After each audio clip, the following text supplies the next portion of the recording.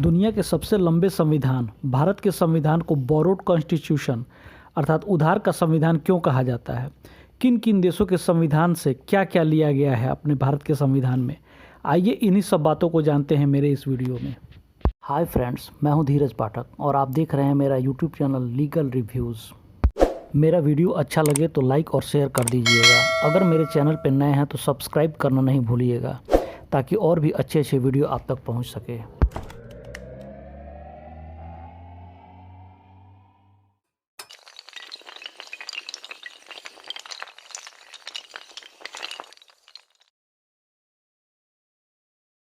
भारत के संविधान के निर्माण के लिए जुलाई 1946 में एक संविधान सभा का गठन किया गया, जिसके पहले अस्थायी अध्यक्ष डॉक्टर सच्चिदानंद सिन्हा थे, जिसकी पहली बैठक 9 दिसंबर 1946 को हुई। 11 दिसंबर 1946 को डॉक्टर राजेंद्र प्रसाद संविधान सभा के पहले अस्थायी अध्यक्ष नियुक्त हुए। संविधान के प्रारूप के निर्माण के लिए एक प्रारूप समिति का गठन किया गया, जिसके अध्यक्ष डॉक्टर भीमराव अंबेडकर थे। इसी प्रारूप समिति के एक सदस्य कर्नाटक के जाने माने विधिवेत्ता बेनेगल नरसिंह राव थे। इन्हीं BN राव को संविधान का मूल प्रारूप तैयार करने की जिम्मेदारी दी गई थी। भारत सरकार के संविधान सलाहकार होने के नाते BN राव ने वर्ष 1945 से 1948 तक America, Canada, Britain, France, Ireland आदि देशों की यात्रा की और कई देशों के संविधान का अध्ययन किया और इसी के निष्कर्ष पर 395 अनुच्छेदों वाले भारत के संविधान का पहला प्रारूप तैयार कर संविधान के प्रारूप समिति के समक्ष प्रस्तुत किया गया और यही प्रारूप भारत के संविधान का आधार बना। भारत के संविधान की एक और अनोखी बात यह है कि भारतीय संविधान टाइपिंग के बजाय पेन से लिखा गया है। भारतीय संविधान की मूल प्रति हिंदी और अंग्रेजी दोनों भाषाओं में है। इसे प्रेम बिहारी नारायण रायजादा ने लिखा था। उन्होंने संविधान को लिखने में नंबर 303 के 254 पेन होल्डर निब का इस्तेमाल किया था। इसे लिखने में 6 महीना का वक्त लगा था और प्रेम बिहारी नारायण ने इसके लिए कोई मेहनताना नहीं लिया था। भारत के संसद की लाइब्रेरी में संविधान की मूल प्रति विशेष प्रकार के हीलियम गैस से भरी पारदर्शी कांच के बक्से में रखी गई है। भारत के संविधान के बहुत सारे प्रावधान किसी न किसी देश के संविधान से लिए गए हैं। संविधान के प्रमुख प्रावधानों, नियमों एवं शासन के सर्वश्रेष्ठ व्यवस्थाओं को भारतीय संविधान में शामिल करने में 10 देशों के संविधान का प्रमुख योगदान है। भारतीय संविधान में द्विसदनीय संसद व्यवस्था ब्रिटेन के संविधान से, तो नीति निर्देशक तत्व तो आयरलैंड के संविधान से लिया गया।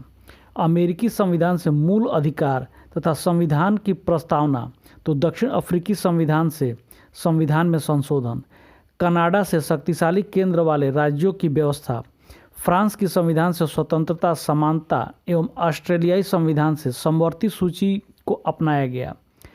इसी कारण भारतीय संविधान को बोरोड कॉन्स्टिट्यूशन अर्थात उधार का संविधान भी कहा जाता है। दूसरी तरफ भारतीय संविधान को ब्रिटिश शासन के गवर्नमेंट ऑफ इंडिया एक्ट 1935 का संशोधित रूप भी कहा जाता है, लेकिन वास्तव में यह कॉपी या नकल न होकर समानता एवं सह अस्तित्व की भावना पर एक व्यवस्थित शासन प्रणाली तैयार करने एवं विभिन्न विचारधाराओं को समावेशित कर एक आधुनिक तंत्र विकसित करने का एक शोध था।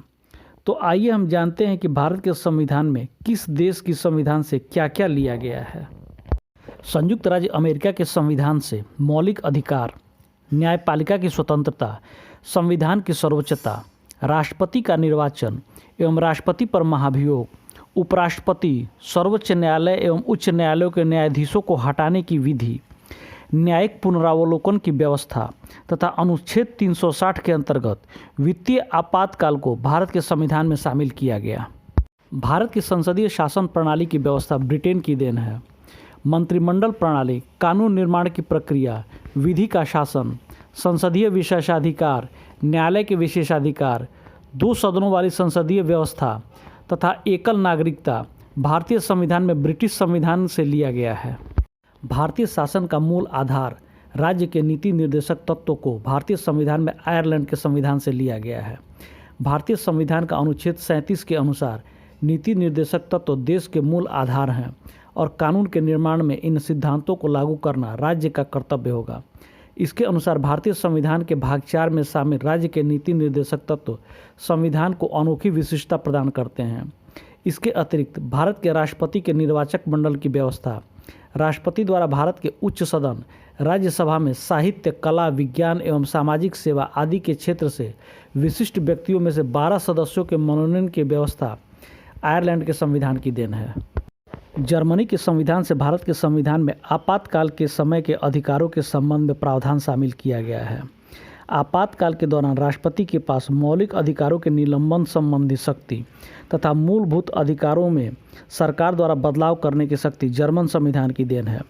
इसी व्यवस्था के अंतर्गत भारतीय संविधान में अनुच्छेद 352 के तहत राष्ट्रीय आपातकाल, अनुच्छेद 356 के अंतर्गत राज्यों में राष्ट्रपति शासन एवं अनुच्छेद 360 के अंतर्गत देश में वित्तीय आपातकाल के प्रावधान निर्दिष्ट हैं। भारतीय संविधान में यूनियन ऑफ स्टेट शब्द की अवधारणा कनाडा के संविधान की देन है। साथ ही भारत में संघीय शासन व्यवस्था, केंद्र की अति विशिष्ट शक्तियाँ, केंद्र द्वारा राज्य के राज्यपालों की नियुक्ति और राष्ट्रपति का उच्चतम न्यायालय से परामर्श लेने की व्यवस्था कनाडा के संविधान की देन है। भारतीय संविधान में संविधान संशोधन की प्रक्रिया, उच्च सदन राज्यसभा में सदस्यों का निर्वाचन दक्षिण अफ्रीकी संविधान की देन है। राज्य विधानसभा के सदस्यों द्वारा संसद के उच्च सदन राज्यसभा के सदस्यों का निर्वाचन तथा राज्यसभा का कार्यकाल 6 वर्षों का होना इसी व्यवस्था के अंतर्गत आता है।